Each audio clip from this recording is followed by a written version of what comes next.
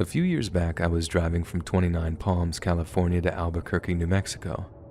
29 Palms is located in the desolate high desert east of Los Angeles, and except for passing through Amboy, the road between the two is a total wilderness. Amboy is pretty much a ghost town with a dormant volcano on one side and a salt flat on the other. It also happened to be a hotspot of Church of Satan activity back in the 1970s, but that's another story entirely. Anyway, I stopped in Amboy and snapped a picture of the city sign, just to prove that I was there to friends who dared me to take that route to I-40. Then I got back in my car and carried on with the journey.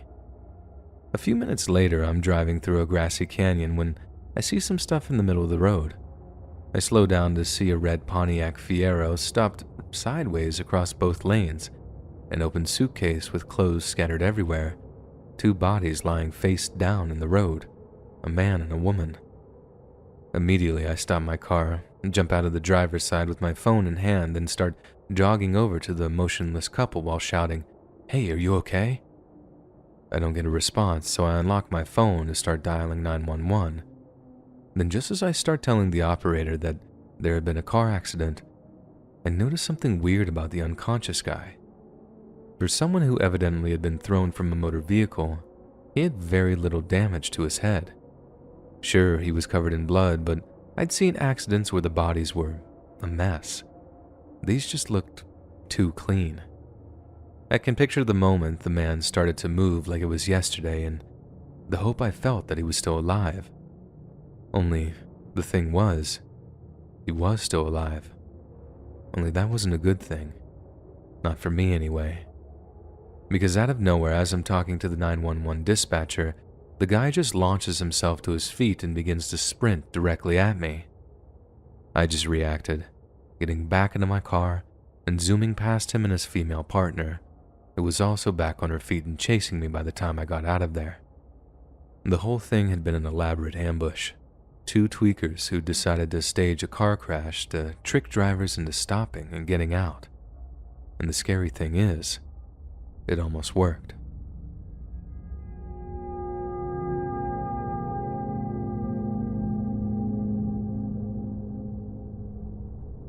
The Summer of Love.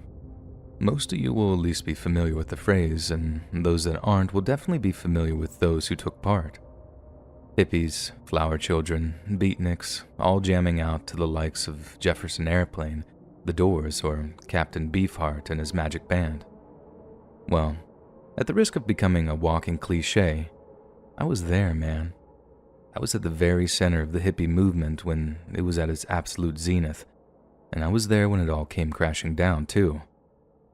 For me, it all started with this festival in San Francisco called Human Be-In that took place in early '67. I was living with my parents back in Ohio at the time, and I remember hearing about the event on the radio one night, tuning in just in time to hear Tim Leary saying, "Turn on, tune in, drop out." I didn't understand exactly what he meant by that at the time, but the attitude behind his words was dead clear. All-out cultural rebellion. A kind of tension had been brewing in America for maybe 10 years prior to that point. Everyone could feel it, and for a plethora of different reasons, everyone felt that if it was going to erupt anywhere, it would be in San Francisco. That kind of momentum kept building and building until I think May of '67 when the Mamas and the Papas released the song San Francisco, Be Sure to Wear Flowers in Your Hair. I think a lot of people still know the song, but I think the cause and effect have been completely forgotten. See, it wasn't just some jingly little pop song. It was like a rallying cry, a call to all the disenfranchised to descend on San Francisco. And you can bet your bottom dollar they wore flowers in their hair too. They say as many as 100,000 hippies arrived in San Francisco that summer, and like I said, I was one of them. And boy, was it an adventure. But there was a darker side to the Summer of Love, one that I don't hear people talking about a lot. This dark underbelly might best be encapsulated with the story of the Manson family. But take it from me, Charlie Manson wasn't the only person who took advantage of the hippie movement and all the vulnerable young souls that moved with it. When I first landed in Frisco, I had about $6 to my name, one change of clothes, and I desperately needed a place to stay.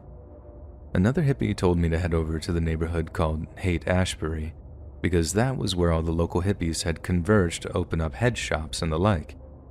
So I headed up there, got talking to some folks from Kentucky, and that's how I managed to find a place to stay for the first few days. After we got kicked out of that place, no one was paying any rent to the owner. We all went our separate ways, and for a few hours before sunset, it was looking like I was going to have to spend the night outdoors. And that's when I meet this girl who called herself Bluebell. Bluebell was definitely on something when I first met her, because she kept singing this dumb repetitive song that went, "Bluebells are bluebells, 'cause bluebells are blue." I told her about my lack of accommodation, and she told me I was more than welcome to stay with her and her friends at a derelict house they'd fixed up together. They didn't have any power, but they did have running water and a few spare mattresses, but that was more than good enough for me. The only price was that everyone had to contribute at least one item to every evening meal. That sounded easy enough, so I accepted her invitation, then asked why she'd picked the name Bluebell. She tells me she didn't pick it, that Zero had given it to her. Then when I asked her who Zero is, she just laughed and tells me, "You're about to find out." After about 10 minutes of walking, we ended up outside this nice-looking townhouse, but the neat middle-class exterior bellied the chaos inside. It had been well and truly occupied by Bluebell's hippie cohort.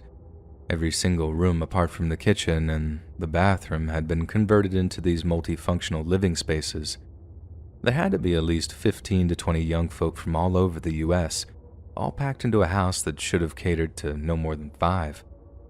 But like I said, I needed a place to stay, and although those guys seemed crazy, they welcomed me with open arms, especially their leader, a guy named Zero. He lived up in the attic of the building, and right away you could tell he was this total sort of messiah figure to them. Long dark hair, scraggly beard. He looked every part the hippie Jesus figure the others made him out to be. I thought it was kind of creepy that most of the girls stayed up in the attic with him, but at the time I figured he's a popular guy. Makes sense, right?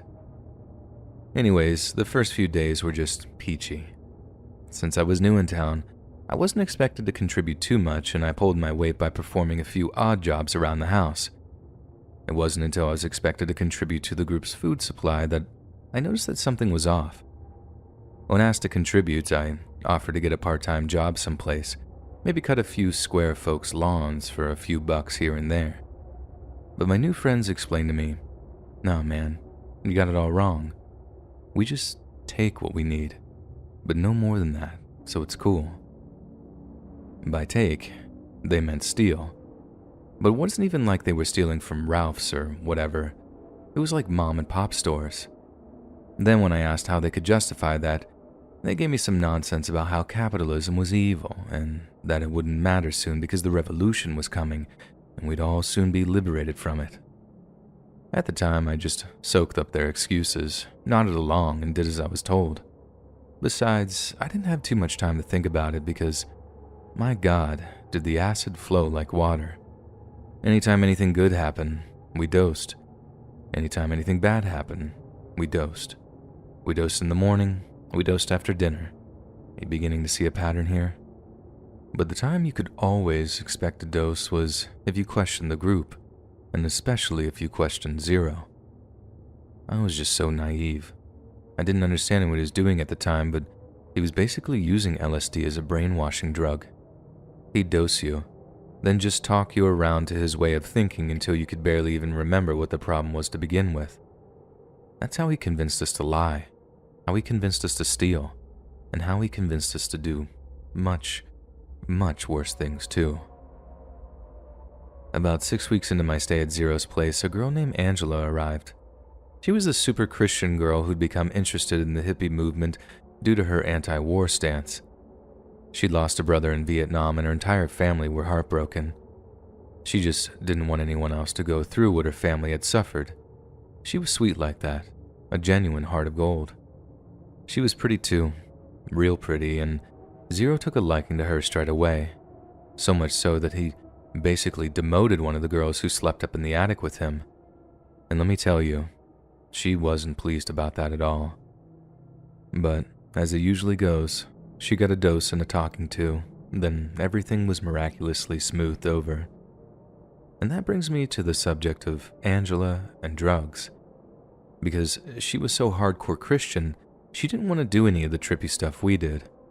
Most people respected that, but two people were very, very insistent on getting her to try LSD for the first time.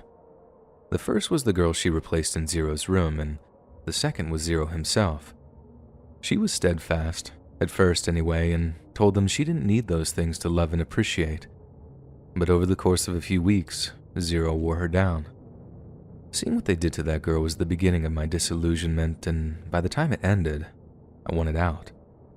Because one night, Zero wanted to be alone up in his room with Angela. We all figured he was going to, but we figured it'd all be safe and consensual. Free love was big at the time, and we figured it was only a matter of time before Angela got on board with the love train. Their little date went on late into the night, and the whole time, I had a bad feeling. It was rare for anyone to be alone for that amount of time, even Zero and one of his girls. I was wide awake when Zero and one of his closest male followers were walking around the house. I didn't know what they were doing, but it didn't sound like they were up to anything good. The whole time I'm still kind of worried, but also assuming that Angela is safe up in the attic. Yet the next day, she was nowhere to be seen. I asked around, and no one had spoken to her, and when I asked Zero where she was, he called a house meeting. I'm pretty sure you can guess what he did at the start of this house meeting. Yeah, we dosed. So Zero talks about this, and for a while, waiting for the acid to kick in, and only when it does is the conversation about Angela started. What happened was a long, complicated talk, and my memory of it is definitely patchy, so here's the summation. Zero basically told us that Angela didn't exist, or rather, that a girl named Angela had stayed for a few nights during the previous month but had moved on shortly after. After all our interactions had been, how do I put this, echoes of her spirit, because she'd brought us so much love to the group, love that had, stuck to us after she departed. That's definitely some bad paraphrasing on my part, but you get the gist. It was horrifying. The group just ate it up, and I knew something terrible had happened to Angela, something he was trying to hide.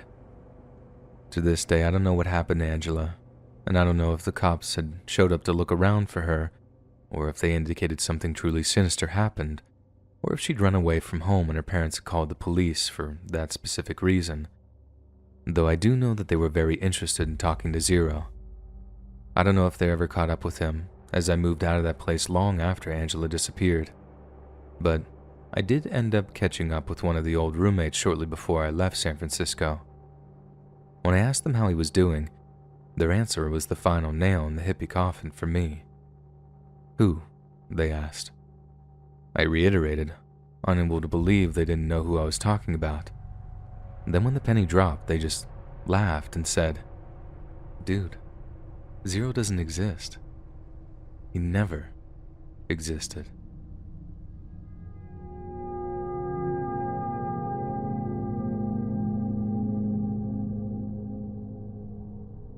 For almost 3 years, I was homeless in my native state of California, and they were without a doubt the 3 most soul-crushing years of my life.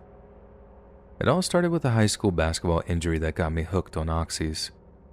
After that, it was just a matter of time before I tried something harder, and before long, I started snorting and smoking smack while telling myself I was just a weekend warrior and not a full-time addict. As you can probably tell from how this story opened, that didn't go so well. Heroin took over my life and I ended up on the streets. But you know the worst thing? Even when I was at rock bottom, even when I was facing my first night on the streets, because SoCal is just so warm and pretty much all year round, I told myself, I'm doing all right. Needless to say, I was not. The first really horrible thing I heard about was when a bunch of my junkie buddies drowned in a flash flood. They all used to stay in this concrete drainage ditch, and sometimes I'd sleep down there too whenever we were using together. But then one night, this freak rainstorm dropped so much water on Southern California that a flash flood took them before they even knew what hit them. 5 out of the 6 guys down there drowned, all because they were high at the time of the flood. It should have been my wake-up call, but heroin always has a way of convincing you otherwise. Then there was a homeless shelter I stayed in for a time, one with a segregated men's side and a woman's side. It turned out like 2/3 of the men there were convicted offenders or were suspected of similar crimes, some of which had been committed against women who were actually in the same facility. Half the reason we were even kept apart in the first place was because of the danger some of those guys posed. But the truly horrifying thing, assaults happened on site, way more than anyone wanted to admit, and the victims were actively discouraged from telling anyone, especially the cops, what had happened. If they filed a report with the police, they were permanently barred from the shelter, and some had their records disposed of, anything to keep the reputation of the shelter from falling into disrepute. At one point, I tried getting some money together to get a train up to NorCal, but the end of my heroin cravings had been sated, and I only had enough money for bus fare to Fresno. I tried hitchhiking, hoping someone might look past my raggedy appearance, but no. And by the time the sun went down, I had decided to try my luck at sleeping in a nearby barn, and I woke up to a shotgun in my face. I must have left the barn door slightly ajar or whatever because the farmer came out with a shotgun and threatened to blow my head off unless I showed him my hands. Once I explained what the situation was, the guy actually lowered the shotgun, invited me inside, cooked me breakfast, and let me use his shower. That was one of the worst things, to be honest, not knowing if a stranger was going to be a total jerk or the kindest person on earth. That attitude stuck with me for a long time after, and I can safely say that kind of attitude completely fried my nerves. Another time, I made friends with this homeless couple and stuck with them for a while. They seemed really loving and chill, but they both had real bad meth problems, and I was about to get a serious lesson in just how volatile meth heads could be. I'm lying in my sleeping bag in early December, and it's the middle of the night when I wake up to the feeling of someone sitting down on the end of my sleeping bag. I only had it half on me, as you always gotta be ready to throw it off to either run or fight. So the male half of the couple just plants himself on the empty half and just seems to sit there. I'm like, "Yo dude, what's up, trying to sleep here?" And in response, he just gurgles. It's only then that I sit up to see him holding onto his neck, and there's all this blood just pumping between his fingers. There was a payphone nearby, so I just jump out of my bag, telling him I'm going to call 911, but he actually grabs my coat and tries to stop me. He can barely talk because his freaking throat had been cut, but he's telling me to not, coughing up blood between every word. I just ignored him, thinking he was just worried about the cops finding his stash or something, but I wasn't about to let this guy bleed out of my sleeping bag just because he had some dust and a baggie on him. EMTs come and take him away, and that's all I hear about for a few days, and the couple just totally dropped off the face of the earth. About a month later, I run into the couple while I'm hanging with another dude, and he has this huge scar on his neck. We say hi, make some small talk, and by that I mean swap dealer info, then go our separate ways. When they were out of earshot, my new buddy asked me if I know how that guy got his throat cut. I tell him no, urging him to spit it out if he knew. It turns out, the female half of the couple did it. She couldn't find her crystal one night, assumed the guy had smoked it up, so she legitimately tried to kill him. Then, there they were, a month later, acting like nothing happened. Jesus. Then there was this time I was totally out of luck and was going through withdrawals on a park bench down in Van Nuys. The horror of opiate withdrawal had been elaborated on in like 100 different movies and books, so I won't go into it, but let me just say that they are honestly every bit as horrendous as you can imagine. Now I'm right in the middle of the phase when you're just too sick to move, and the only thing that was getting me through was being able to see this lit-up window across the street. There was what looked like a new mom or a nanny with this tiny baby in her arms, and they were like gently bouncing up and down. It looked like the most comfortable thing in the world, and for a few short moments, it made me forget how much I wanted to die. Then suddenly, someone steps in front of the light, someone whose face I couldn't see, but I knew they were looking at me. I knew that for whatever reason, They just stopped to stare at me as I lay there shivering and wheezing. I was completely helpless, completely at the will of this anonymous stranger. They could have done anything that they wanted to me. Anything. And I don't think I've been able to lift a single finger to stop them. I know that's not as graphic or overtly horrifying as a dude getting stabbed in the neck, but when I think of all the scariest moments from being homeless, that's in the top 3 every time. But thankfully, in the end, they just walked off. Didn't even ask if I needed medical attention, but honestly, I'm not resentful they didn't ask. I'm just more glad they didn't make the situation worse. Okay, so remember I told you I lived in that messed up shelter for a while? Well, it was in a really, really sketchy part of Stockton, and the place had a curfew of 10 p.m., so either you were back by then, or you were locked out for the night. So this one night, I'm like power walking back to the shelter when I see that some total jerk has set a rug on fire down in an alleyway, presumably to dispose of it or something. So my eyes are glued to this thing thinking, who in God's name would do something like that? When the rug sits up and screams. From what I heard later, someone had gotten so sick of this guy getting drunk and passing out behind their house that they went out and just set the guy on fire. And I'm the unfortunate SOB to come walking up on it just seconds after it happened. I scream at the guy to roll, until he finally got the message. He managed to get the fire out, but I'm pretty sure he died before the EMTs could get him to the hospital. I still can't watch movies where people get set on fire. Just bring those memories back fresh in my mind. Another time, we heard this one crazy cook out in San Bernardino was giving away free samples. He'd come up with this new way of cooking meth, but he didn't know if it was safe or not, so we all had to meet near this gas station. Before you call out the free sample thing, this cook was nuts, and he'd done it before, go figure.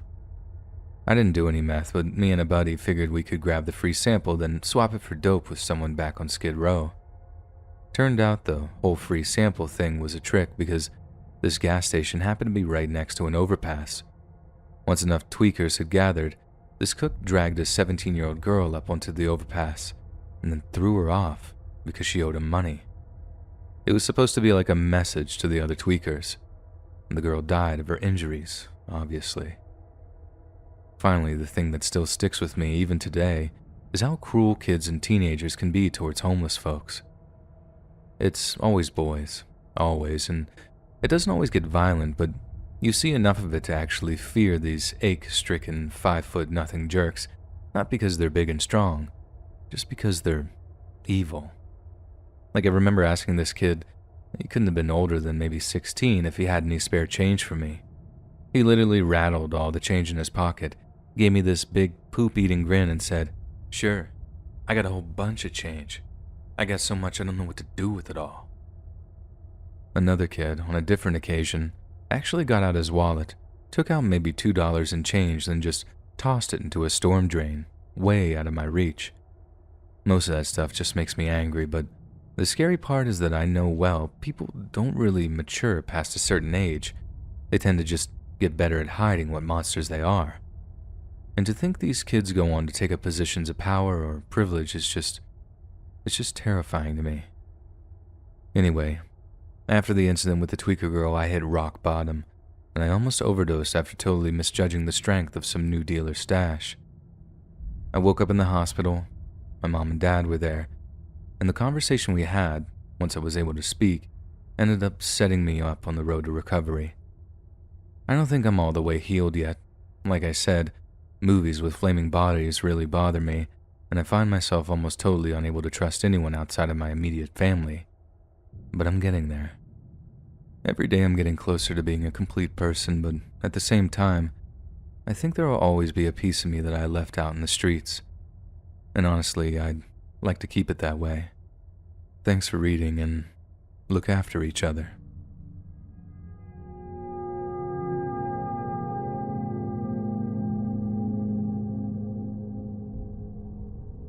On the night of February 29th, 1960, Julian and Mercedes Ramirez welcomed their youngest child into the world. At the time, Julian was supporting his large family of 5 children by working as a laborer on the AT&SF railway.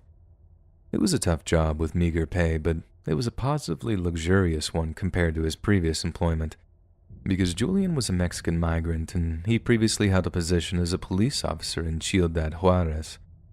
Even back in the 1950s and 60s, Juarez's proximity to the U.S. border made it a strategically vital location for narco-traffickers and people smugglers. Police corruption and bribery were rampant, and officers were often the subject of targeted assassinations, making life for Juarez law enforcement almost unbearable. It's more than likely that Julian saw some horrifying things during his time in uniform, and this would certainly amount for his heavy drinking and violent outbursts, both hallmarks of complex PTSD. And for his youngest son, Richie, domestic violence became a feature of his daily life from a very young age, with a young boy often resorting to sleeping in a local cemetery whenever his father's mood grew too volatile. Around the age of 12, Richie began hanging out with his adult cousin, Mike. Mike was a decorated Vietnam veteran who'd served several tours with the Green Berets, but it would be foolish to assume that this made him a man of honor or service. Because in truth, Mike was a violent psychopath who had committed countless war crimes during his time in Vietnam. Not only that, but Mike had taken numerous Polaroid photographs of his victims both before and after he'd assaulted and murdered them. Pictures of young Vietnamese women, tied to trees, weeping as they begged for their lives in a language their captors didn't care to understand. Richard's horrific still-life progression of these poor young women from bound and terrified to lifeless and headless, with Mike often holding up their severed heads, a sick smile stretched across his lips. Mike was fond of sharing these pictures with young Richie, and it would be hard to understate the devastating effect these photos had on his young mind. Because Richie wasn't repulsed by the photographs. On the contrary, by his own admission, he was fascinated with them, and they seemed to have sparked a morbid obsession in Richie that would have a profound influence on his adult life. At 13, Richie's fixation with violent imagery grew even deeper when he witnessed Mike murder his wife, Jessie, by shooting her in the face during a domestic dispute. But again, instead of terrifying and disgusting the young Richie, he discovered that witnessing death up close actually excited him in the extreme. But the conundrum of how to come to terms with his newfound feeling caused Richie to become increasingly alienated from his family and friends. He ended up moving into his older sister's place, where he discovered that her husband was a frequent LSD user, as well as what's known as a peeping Tom. This is when men would venture out into the night in the hopes of spying on women through their windows, a mostly defunct activity in the age of the internet, but one that thrilled young Richie. It also seems to have had a profound influence on him because it seems this perverted nocturnal activity laid the groundwork for his horrific future crimes. Because young Richie is perhaps better known as Richard Ramirez, or as the media would come to name him, the Night Stalker. By the age of 22, Richard had moved out to California and was living in an apartment building in the Tenderloin district of San Francisco. Around 18 months into his stay there, a 9-year-old Chinese-American girl by the name of Mei Liang was playing around with her younger brother when she apparently lost a $1 bill somewhere in the building. Richard approached the girl and, with a warm smile, told her he'd seen a loose $1 bill in the building's basement. Agreeing to show her where it was, Richard had the young girl follow him down the stairs into the dark, dingy basement. She would never come out, alive. Ramirez beat her, choked her, then stabbed her to death with a switchblade. Once she had passed, he hung her body from a drain pipe, then fled the area. Initially, authorities didn't realize May's murder was the first of the Night Stalker killings, but a 2009 DNA match determined Ramirez was responsible, and it's now commonly accepted that she was the first of his victims, and she would be the first of many. On June 28th of 1984, 79-year-old Jeannie Vincao was found dead in her northeast Los Angeles apartment. She had multiple stab wounds to her head, neck, and chest, apparently inflicted while she was asleep in her bed. Forensic examiners would later discover that her throat had been slashed so deeply that she'd almost been completely beheaded. It was a horrifying crime scene, but thankfully, police had a lead. A single fingerprint had been pulled from a mesh screen the killer had removed to gain access to the property. Yet given that this print failed to match any in their database, it seemed police would have to be patient in order to catch their man. But the killer was patient too, waiting almost an entire year before making his next move. On March 17th of 1985, 22-year-old Maria Hernandez was attacked outside her home in Rosemead. As she pulled into her driveway, a man had emerged from the shadows, pulled a .22 caliber handgun from his pocket, and fired it at her face. The only thing that saved Maria's life was the fact that she'd raised her hands to her face in the blind panic, hands that just so happened to be holding her car keys. This meant the bullet that would have ripped through her skull was deflected away from her, causing only superficial cuts to her face. Maria was terrified, but she was smart enough to slump over in the driver's seat and play dead. She thought this would satisfy her attacker, prompting his escape, but the shooter had only begun. He walked into the home that Maria shared with her roommate, 34-year-old Dale Yoshi Okazaki, who, having heard the gunfire, was taking cover behind a counter. When Dale heard someone walking into the house, she peeked out from behind the counter, thinking it might have been Maria. But as she raised her head, all she saw was a stick-thin man with long curly brown hair, deep dark bulging eyes, and wide-spaced rotting teeth. He was pointing a pistol right at her and would be the last image she'd ever see. Within an hour of the Rosemead attack, 30-year-old Chua Lian Yu was dragged from her car in Monterey Park. Then he shot her twice with a .22 caliber handgun.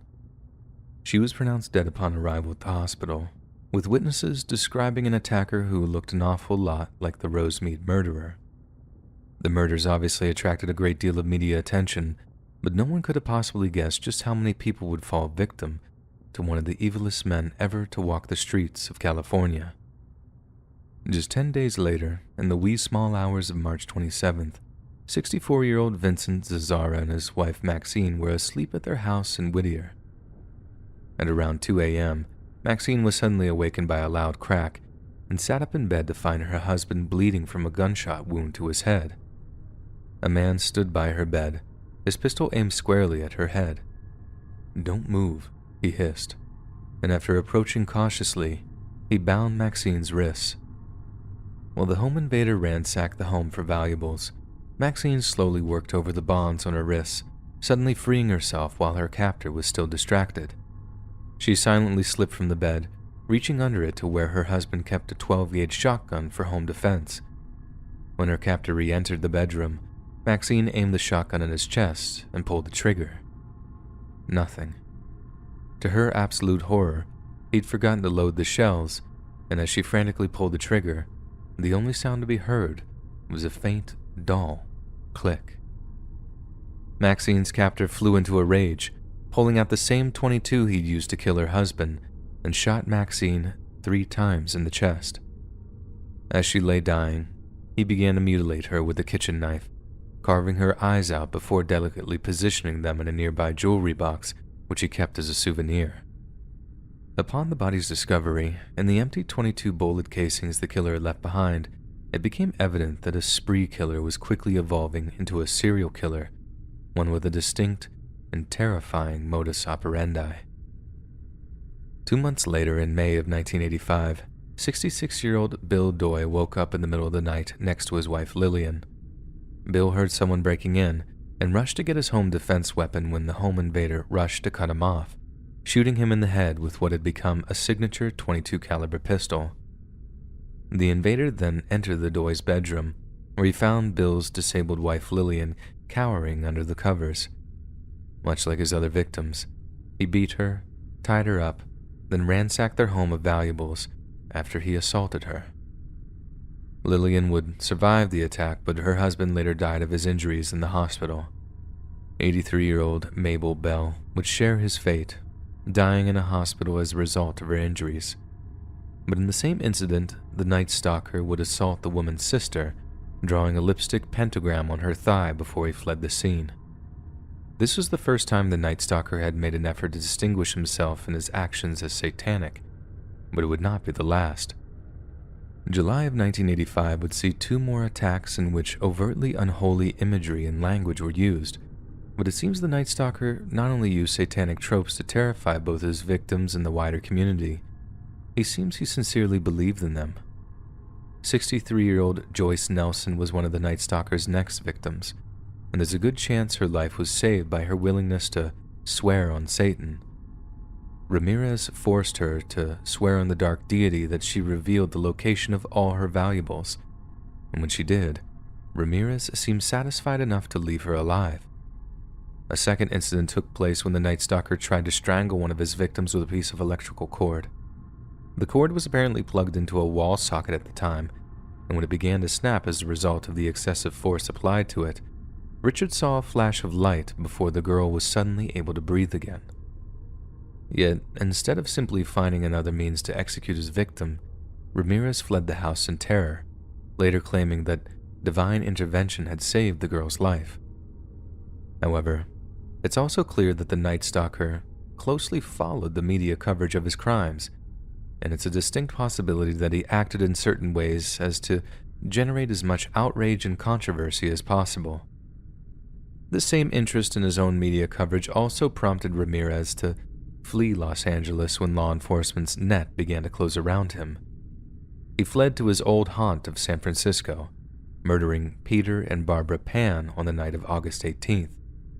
But it's here that he made his first serious mistake. Ramirez left a size 11.5 shoe print at the scene that detectives matched to a specific pair of rare Avia brand shoes. The case's two lead detectives then contacted the manufacturers, discovering that only 6 of them existed in the size 11.5. 5 of them were shipped to locations in Arizona, and 1 shipped to a shoe store in Los Angeles, making them the only pair of Avias in the state of California. Yet, in an error of catastrophic proportions, San Francisco Mayor Dianne Feinstein leaked this information in a televised press conference. Ramirez promptly dropped his size 11.5 Avias over the side of the Golden Gate Bridge, and it's clear the error allowed him to kill additional victims. But Richard's days of killing unhindered were over, and as each day went by, detectives were closer and closer to catching him. The night of August 24th of 1985 would mark the Night Stalker's final home invasion. Ramirez broke into the house of 30-year-old Bill Carnes and his 29-year-old fiancée Inez Erickson before he shot Bill 3 times in the head. Ramirez then turned his attention to Inez, telling her that he was the Night Stalker. She must have been well aware of who that was and must have been terrified as he beat her and forced her to swear that she loved Satan. Before leaving the home, Ramirez told Inez, "Tell them the Night Stalker was here." Of all those who survived the Night Stalker, perhaps no one gave a better description of her assailant than Inez Erickson. This was then corroborated with a fingerprint taken from a car theft in LA's Koreatown, which was in turn matched with homicide detectives' only confirmed Night Stalker print, and a match was made. The Night Stalker finally had a name and a face, and at a hastily convened press conference, law enforcement addressed him personally saying, "We know who you are, and soon everyone else will. There will be no place you can hide." This seems to be the one time that Ramirez neglected to follow his own story, as on August 30th, he boarded a bus to Arizona, having intended to visit his brother. Yet little did he know, he was the lead story in almost every major media outlet in the country. It's not clear why, but Ramirez failed to meet his brother in Tucson and returned to Los Angeles the following morning. Upon his return, he walked into an East LA convenience store but was stunned into a terrified silence when he heard a group of elderly women refer to him as El Matador, Spanish for the killer. It was only then that he regarded the stack of newspapers, seeing his own face on the cover, after which he fled the store in fright. In order to facilitate his escape, Richard attempted a carjacking, but the woman in the driver's seat recognized him instantly and began to alert bystanders, who in turn chased Richard, struck him over the head with a fence post, and held him down until the police could take him into custody. At his first court appearance in late July of 1988, Richard stunned those in attendance when he raised a pentagram-adorned hand and yelled, "Hail Satan." He also claimed that he had an extensive network of Satan-worshipping supporters and that they'd help him smuggle in a pistol that he'd use to shoot the lead prosecutor. It was a total bluff, but the public was so terrified of Ramirez that metal detectors were installed at the courthouse at considerable cost to the California's taxpayer. And during his trial, the prosecution called psychiatrist Michael Stone as a witness. On the stand, Stone described Ramirez as a made psychopath as opposed to a born psychopath, and that his personality disorders contributed to his indifference to the suffering of his victims. Ramirez's defense attorney backed Stone's assessment, but offered a rather different slant on it, stating that his aggressiveness was the result of being knocked unconscious several times during his childhood, constituting significant damage to his brain's developing frontal lobe. Then on August 14th, one of the trial's jurors failed to show up to the courtroom. Later that day, Phyllis Singletary, the missing juror, was found dead in her apartment. Someone had broken in and shot her. The nation's media went into a frenzy of speculation, purporting that the Night Stalker had the support of a vast network of murderous underground Satanists. It was later confirmed that Singletary was shot and killed by her boyfriend, who later took his own life with the same weapon in a hotel. But that didn't seem to ease any of the jury's fears, with some of them reportedly too scared to return to their homes at night. Finally, on September 20th of 1989, Richard Ramirez was found guilty of all 13 counts of murder and was sentenced to die in California's gas chamber. In response to his sentencing, the Night Stalker released a statement to the media via his attorney. It read, "Big deal. Death always went with the territory. See you in Disneyland." Due to California's lengthy appeals process when it comes to executions, Ramirez would ultimately avoid the gas chamber, instead dying on June 7, 2013, as the result of complications resulting from lymph node cancer. It was the end of a man who'd taken much more from the world than he'd given back, a man who seemed to be chronically and pathologically fascinated with the macabre. But it seems society's fascination with the man they named the Night Stalker had only just begun. Since his imprisonment and eventual death, Richard Ramirez had been the subject of 3 major motion pictures and 2 highly popular television series. Considering he was a man who relished media attention, it seems we, as a society, had played right into his hands. The Night Stalker craved immortality, and we've given him exactly what he wanted.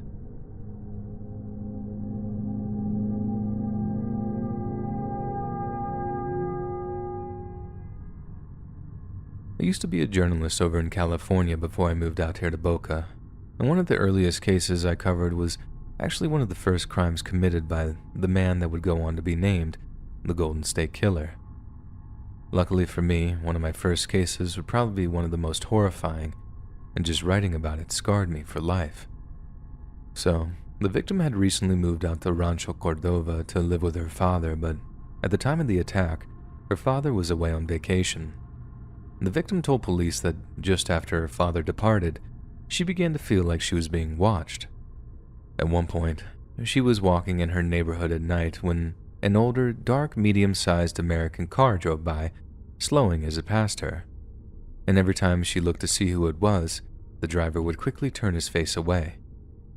Shortly after these creepy encounters began, she started receiving phone calls late at night. But when she answered, there was only ever silence on the other end.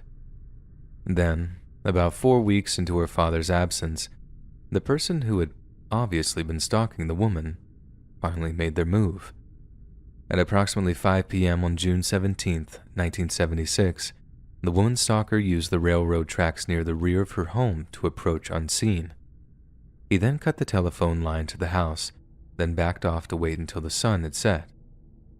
Once it was dark, and he was sure the woman was home, he crept back towards the house, then used a knife to chip away at the lock of the back door until he gained entry.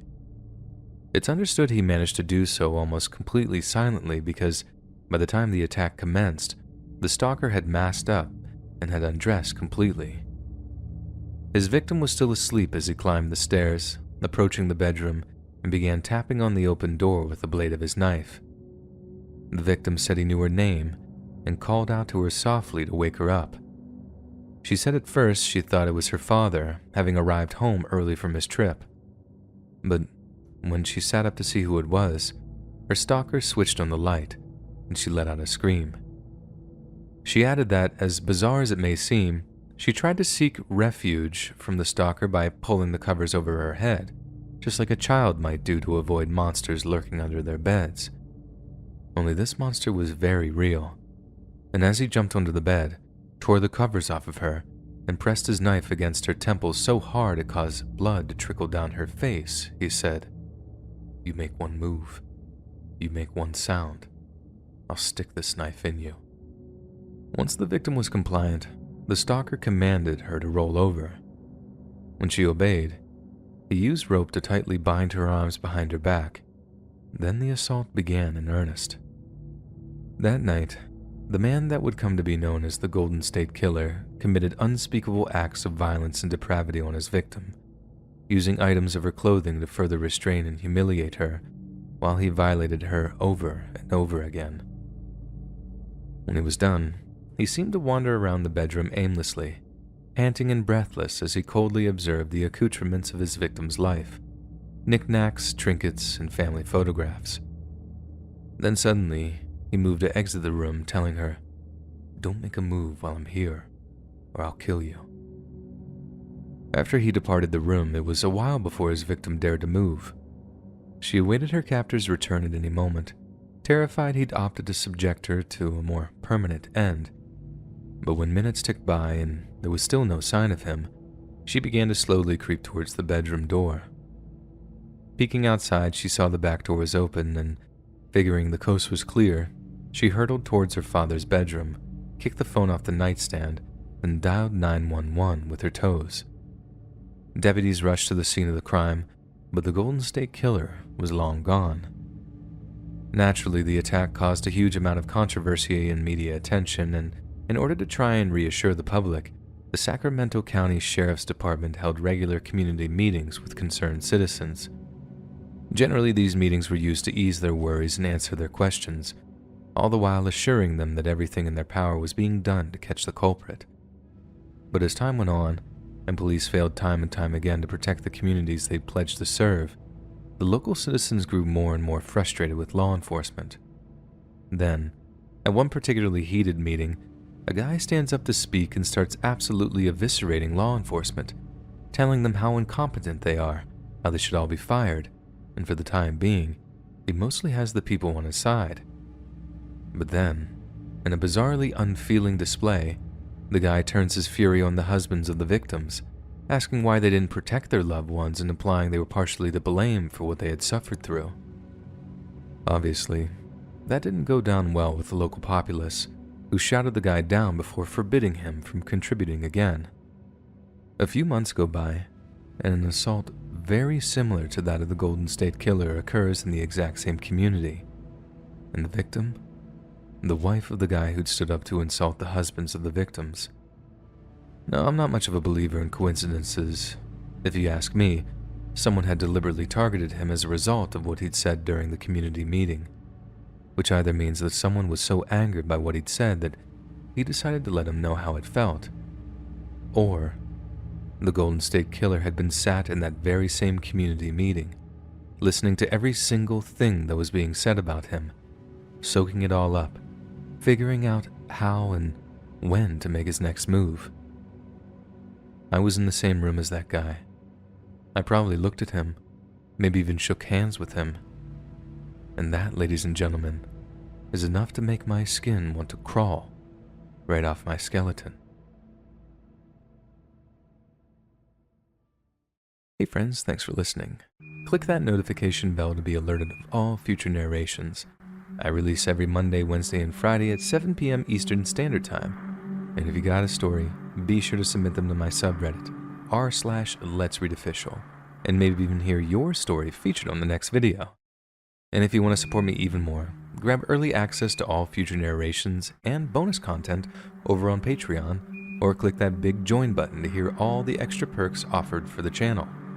And check out the Let's Read podcast, where you can hear all of these stories in big compilations and save huge on data, located anywhere you listen to podcasts.